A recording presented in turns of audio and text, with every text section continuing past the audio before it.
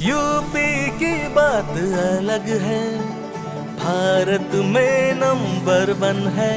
हर हाथ यहाँ काबिल है, ये हुनर का आंगन है। हर कलाकार हर कारीगर के अंदाज निराले हैं। हम यूपी वाले हैं, हम यूपी वाले हैं, हम यूपी वाले हैं। हाँ, हम यूपी वाले हैं, हम यूपी वाले हैं, हम यूपी वाले हैं।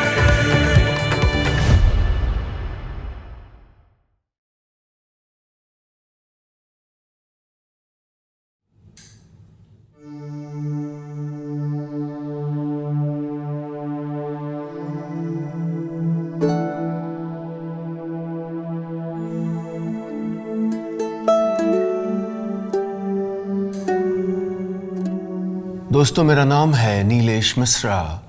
कहानियां सुनाता हूं और ये कहानियां हैं रंगों की, मेहनत की, हुनर की, कलाकारों की, कारीगरों की, उन लोगों की जिनके कारण हम गर्व से कह पाते हैं कि हम यूपी वाले हैं।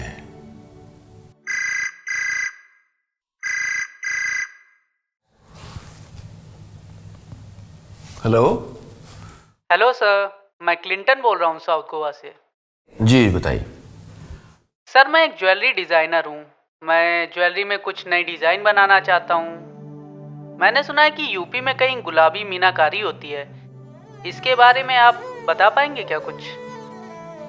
जी जी बिल्कुल। इनफैक्ट आज अब तो ज़माना ही है इनोवेशन का, कोलैबोरेशन का। आर्ट में अलग अलग तरह की चीज़ें हो रही हैं। तो वाराणसी में जो गुलाबी मीनाकारी होती है वो बहुत मशहूर है। इट्स वेरी ब्यूटीफुल, आपको एक्सप्लोर करना चाहिए। और किस तरह से उसमें नई सोच आ सकती है while holding on to old traditions, ये मुझे लगता है बड़ा खूबसूरत होगा। तो आप ज़रूर एक्सप्लोर करिए। ये यूपी की एक खासियत है, एक प्राइड है। and you must make it part of your designs. कोई 3000 साल पहले कहीं दूर देश से आई एक कला, जिसके पांव यहाँ पड़े और फिर यहीं ठहर गई। आज आपको सैर करा रहा हूँ एक ऐसी जगह की जहाँ सदियों से जिंदा है गुलाबी मीनाकारी की कला। उत्तर प्रदेश का वाराणसी। इसकी सौम्य गुलाबी आभा के कारण इसे पिंक एनामल वर्क भी कहा जाता है। इस कला का इस्तेमाल प्राचीन काल में राजे रजवाड़े के मुकुट, छत्र, वस्त्र और जेवरों पर किया जाता था। अब गुलाबी मीनाकारी खास तौर से जेवरों और सजावटी वस्तुओं में की जाती है। इसके झुमके, कड़े, पेंडेंट, चूड़ियाँ और ब्रोच जादू कर देते हैं। वहीं श्रृंगारदान, इत्रदान, पानदान और पूजा का सामान रखने के लिए सुंदर डिब्बियाँ भी इस कला में बनाई जाती हैं।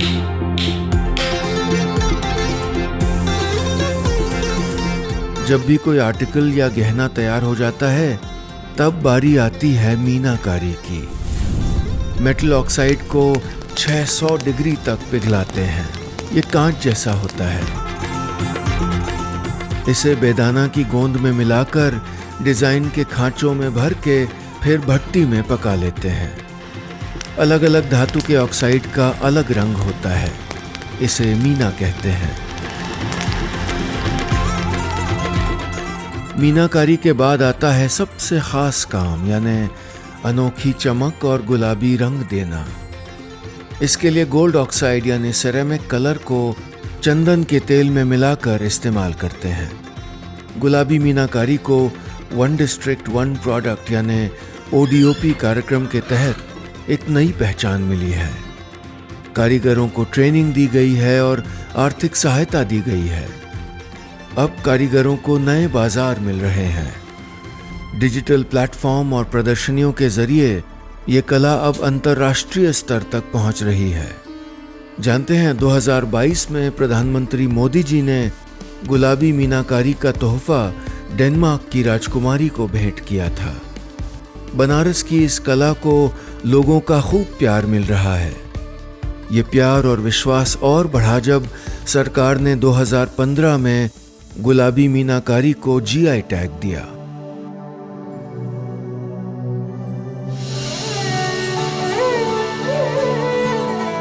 जब भी किसी अपने को आप तोहफा देना चाहें जिसमें आपकी छवि, आपका दिल झलकता हो, तो चले आइए गुलाबी मीनाकारी की तरफ।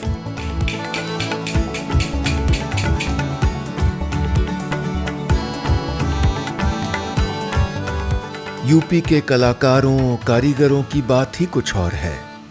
हर जनपद में अद्भुत कौशल, अद्भुत कलाएं, अद्भुत कलाकार मिलेंगे आपको। तभी तो मैं कहता हूं कि हम यूपी वाले हैं।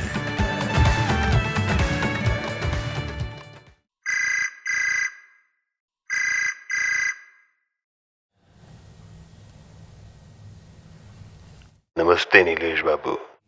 नमस्ते, बताइए। मेरा नाम केदार है, छत्तीसगढ़ से बोल रहा हूँ। नीलेश बाबू, मैं तो अब रिटायर हो चुका हूँ, लेकिन खाना बनाने का मुझे बहुत शौक है और सारे सामान, सारे मसाले एकदम शुद्ध होते हैं, लेकिन सिरका कहीं अच्छी क्वालिटी का नहीं मिल रहा। आपके यूपी में बनता है क्या सिरका? हमारे यूपी में तो घर घर में सिरका प्रयोग होता है, अचार में और प्रेजर्वेशन में। तो बस्ती ज़िला जो है हमारा, उसमें आपको बहुत अच्छा सिरका मिलेगा। आप वहाँ से मंगाइए और आपको ये गारंटी भी रहेगी, इत्मीनान भी, कि आपको कोई आर्टिफिशियल या केमिकल उसमें इंटरवेंशन नहीं होगा। और आपका जो शौक़ है खाना बनाने का, वो और फले फूले, ये उम्मीद भी करेंगे हम। Happy cooking. आपका कंफर्ट फूड क्या है? आधा भारत इस सवाल का एक ही जवाब देगा, दाल चावल और अचार। जब बर्नियों में ये नींबू या गाजर का अचार अपना स्वाद, अपना जायका गाढ़ा कर रहा होता है, तब इस चटपटे अचार को या अवधी खानों को अपना सही स्वाद मिलता है सिरके से। और बिना मिलावट वाला असली सिरका बनता है उत्तर प्रदेश के एक जनपद बस्ती में। बस्ती में सदियों से बनाया जा रहा है गन्ने से सिरका।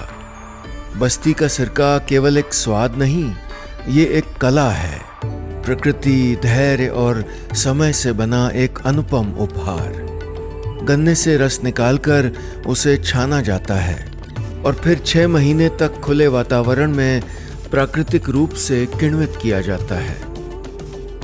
हर महीने इसे खोला, छाना और फिर से बंद किया जाता है। 1 लीटर सिरका तैयार करने में लगते हैं लगभग 8 से 10 घंटे, लेकिन सिरका पूरी तरह बनता है 6 महीने में। गन्ने के अलावा बस्ती में सेब, अंगूर और जामुन से भी सिरका बनाया जाता है। हर फल का स्वाद अलग है और उसके सिरके का जायका भी। सेब के सिरके के तो कई सारे फायदे अब दुनिया के सामने आ रहे हैं। बस्ती में बनता है एक और खास सिरका, मसाला सिरका। अदरक, लहसुन, कटहल, लाल मिर्च को सिरके में डालकर 2-3 महीनों तक छोड़ दिया जाता है। नतीजा एकदम चटपटा, खुशबूदार और स्वादिष्ट सिरका। ओडीओपी कार्यक्रम ने इस परंपरागत उद्योग को नई जान दी है। सरकार की मदद से लोगों को आधुनिक तकनीक की ट्रेनिंग, फाइनेंशियल सहायता और मार्केटिंग स्किल्स सिखाई गई। ब्रांडिंग और ई-मार्केटिंग से बस्ती का सिरका अब राष्ट्रीय और अंतर्राष्ट्रीय बाजारों तक पहुंच रहा है। बस्ती की पहचान सिरके तक सीमित नहीं है। ये जनपद लकड़ी की बारीक नक्काशी और हस्तशिल्प के लिए भी प्रसिद्ध है। यहाँ के कारीगर पारंपरिक फर्नीचर और सजावटी सामानों में भी अपनी कला की छाप छोड़ते हैं। इस बार जब आपको अपने खानों की लज्जत बढ़ानी हो, कुछ अनोखा स्वाद लाना हो, तो आपके सामान की लिस्ट में बस्ती के सिरके को जरूर जोड़ लीजिएगा। यूपी के कलाकारों कारीगरों की बात ही कुछ और है। हर जनपद में अद्भुत कौशल, अद्भुत कलाएं, अद्भुत कलाकार मिलेंगे आपको। तभी तो मैं कहता हूं कि हम यूपी वाले हैं।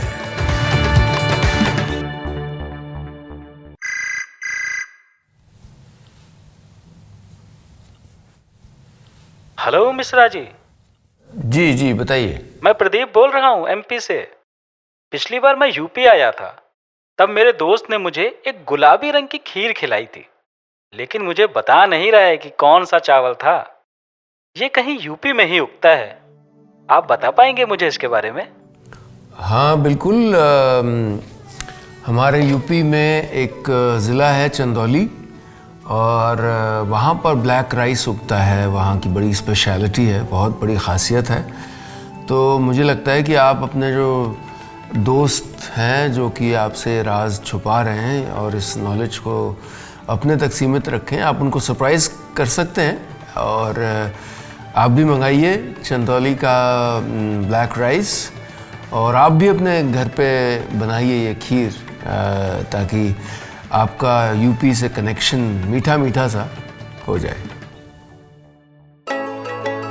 जब भी हम किसी विदेश यात्रा पर जाते हैं तो हम देखते हैं वहाँ का खाना, और हमें जो भी हेल्दी लगे, जिसे दुनिया सुपर फूड कहे, हम उसे शामिल कर लेते हैं अपनी थाली में।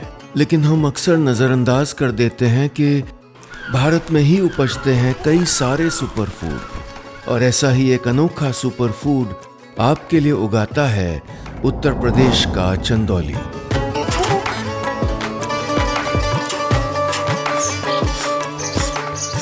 चंदौली में उगता है काला चावल।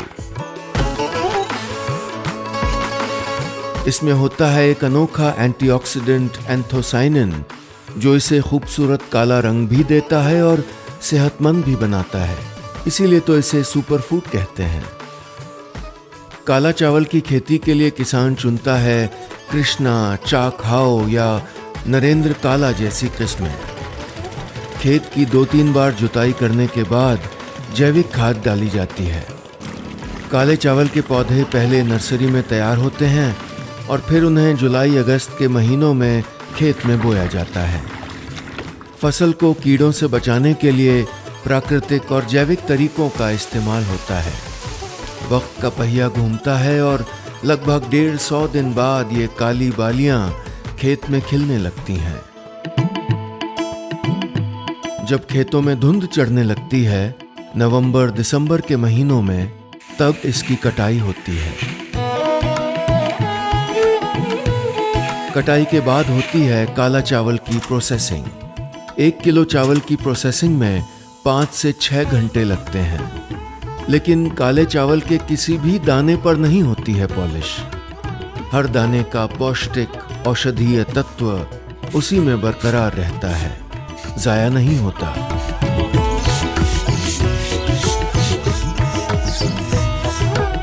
जब से उत्तर प्रदेश सरकार ने एक जनपद एक उत्पाद कार्यक्रम शुरू किया है, चंदौली के किसानों को नया हौसला मिला है। चंदौली का काला चावल अब ब्रांड बन चुका है और ई-नाम जैसे प्लेटफॉर्म्स पर बिक रहा है। दुबई, सिंगापुर और अमेरिका जैसे देशों को निर्यात हो रहा है। मंडी व्यवस्था और निर्यात के अवसर बढ़ रहे हैं। पैकेजिंग में नए तौर तरीके अपनाने से काला चावल की बिक्री में बढ़त हुई है। इसके साथ ही कृषि विज्ञान केंद्र या केवीके, आत्मा और कृषि विभाग से मार्गदर्शन मिल रहा है। किसान प्रोसेसिंग और जैविक खेती की ट्रेनिंग ले रहे हैं। किसानों की आर्थिक स्थिति में काफी सुधार दिखाई दे रहा है। लगभग 8,000 किसान और 20 से ज्यादा एफपीओ इस काम में जुड़े हैं।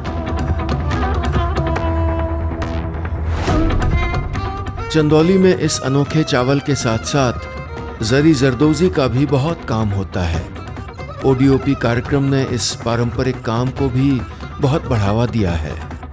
चंदौली के अलावा जरी जरदोजी लखनऊ, बरेली, कासगंज, मैनपुरी, बदायूं, शाहजहांपुर, फर्रुखाबाद और उन्नाव में भी होती है।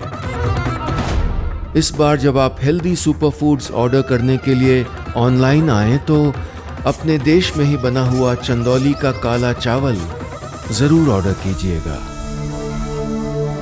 यूपी के कलाकारों, कारीगरों की बात ही कुछ और है। हर जनपद में अद्भुत कौशल, अद्भुत कलाएं, अद्भुत कलाकार मिलेंगे आपको। तभी तो मैं कहता हूं कि हम यूपी वाले हैं।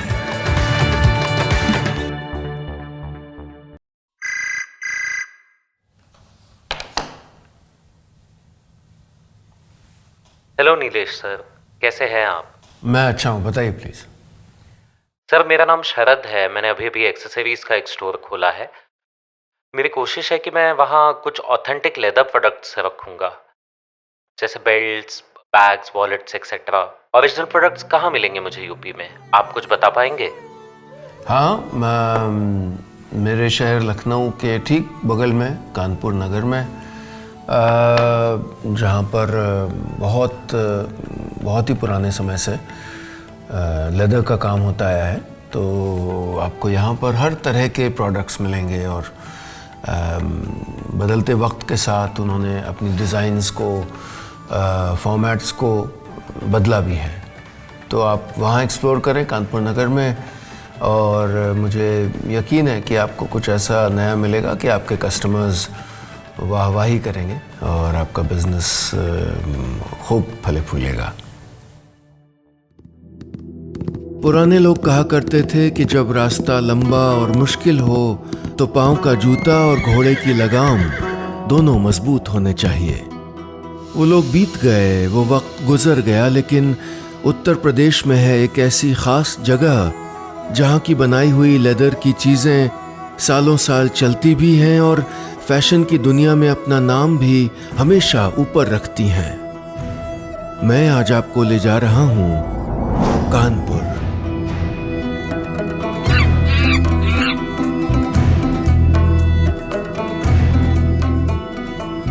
कानपुर, जिसे पूर्व का मैनचेस्टर कहते हैं, आज भी दुनिया भर में बेहतरीन लेदर उत्पादों के लिए मशहूर है। यहाँ चमड़े के उत्पादों का इतिहास आजादी से भी पहले का है। कहानी शुरू होती है जानवरों की प्राकृतिक रूप से प्राप्त चमड़ी से, बिना किसी जिंदा जानवर को हानि पहुंचाए हुए। इस रॉ मटेरियल को पहले साफ किया जाता है और फिर शुरू होती है टैनिंग, यानी चमड़े को मजबूत और टिकाऊ बनाने की प्रक्रिया। उसके बाद होती है डाइंग, जहां इसे मनचाहे रंगों में रंगा जाता है, ब्लैक, ब्राउन, टैन या रेड। फिर आती है फिनिशिंग, जिसमें चमड़े को उसकी ज़रूरत के अनुसार मोटा या पतला किया जाता है और उनमें अनोखा टेक्सचर दिया जाता है।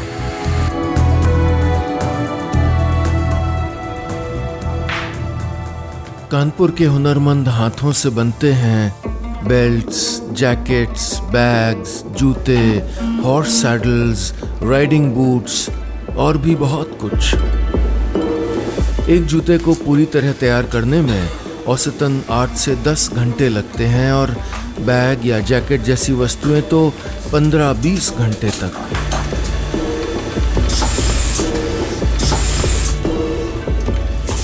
आज कानपुर नगर के लेदर क्लस्टर में करीब 2500 यूनिट्स और 40,000 से ज़्यादा कारीगर प्रत्यक्ष या अप्रत्यक्ष रूप से जुड़े हैं।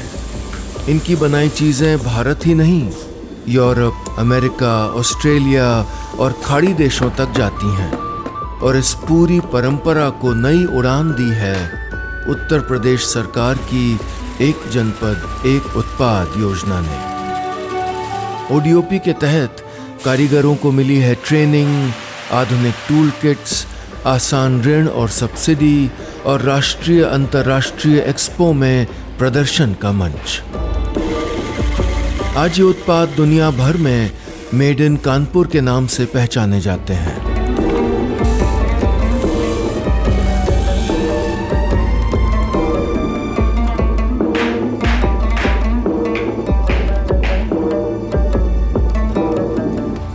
कानपुर के अलावा आगरा और उन्नाव में भी बनते हैं लेदर प्रोडक्ट्स।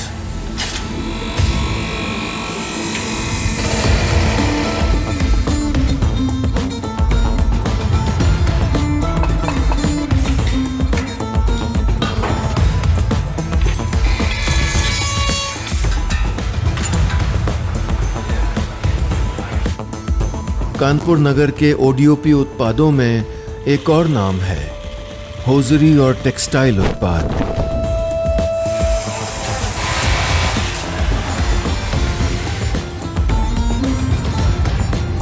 यहाँ के होजरी क्लस्टर में बनते हैं घोड़ों के लिए विशेष सर्दी गर्मी के कवर, जॉकी ट्राउजर्स और बेहतरीन कॉटन गारमेंट्स जो देश विदेश के राइडिंग क्लब्स और फैशन हाउसेस तक जाते हैं।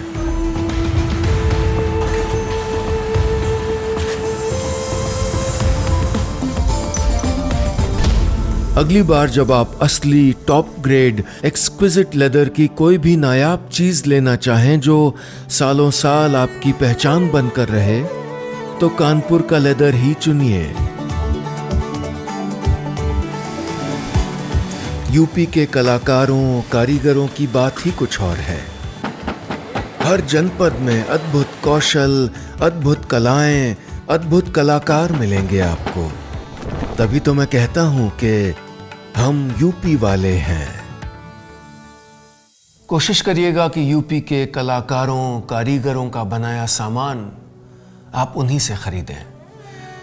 ऐसे उनका उत्साह बढ़ेगा, उनकी आमदनी बढ़ेगी, और जब उनकी कला उनके हुनर से उनकी जीविका चलती रहेगी तो वो कला वो काम जो पीढ़ियों से वो करते आए हैं वो आगे पीढ़ियों तक करते रहेंगे। हमारी पहचान बनेगी और तभी तो हम गर्व से कह पाएंगे कि हम यूपी वाले हैं।